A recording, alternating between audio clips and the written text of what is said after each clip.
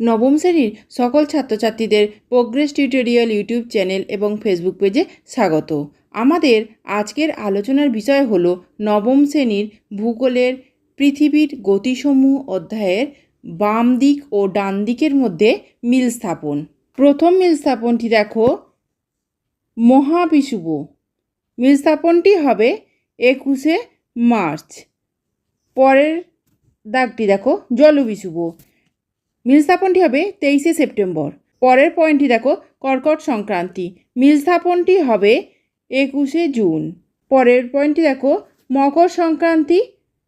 মিল স্থাপনটি হবে 22শে ডিসেম্বর। পরের মিল স্থাপনটি দেখো, একের দাগের ফুকো। মিল স্থাপনটি হবে আবর্তন গতির পরীক্ষা। দুইয়ের দাগে দেখো, আয়নোস্ফিয়ার। মিল স্থাপনটি হবে মেরুপ্রভা। তিনের দাগের দেখো, নিশ্চিত সূর্যের দেশ। মিল স্থাপনটি হবে নরওয়ের হ্যামারফেস্ট বন্দর। চারের দাগে দেখো, উত্তর অয়নান্ত দিবস। মিল স্থাপনটি হবে 21শে জুন। পরের মিল স্থাপনটি দেখো, একের দাগে দিন রাত্রি সীমা।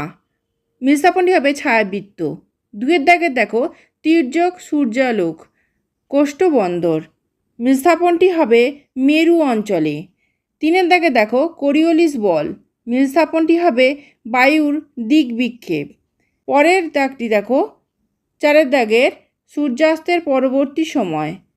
মিল স্থাপনটি হবে গোধূলি। শেষ মিল স্থাপনটি দেখো, একের দাগে সৌরদিন। মিল স্থাপনটি হবে 24 ঘন্টা। দুয়ের দাগে নক্ষত্র দিন। মিল স্থাপনটি হবে 23 ঘন্টা 56 মিনিট 4 সেকেন্ড। তিনের দাগে চান্দ্রমাস। মিল স্থাপনটি হবে 28 দিন। চারের দাগের সৌর বৎসর। মিল স্থাপনটি হবে 365 দিন। পাঁচের দাগের অধিবর্ষ। মিল স্থাপনটি হবে 365 দিন 6 ঘন্টা। আজকের ভিডিও এই পর্যন্ত।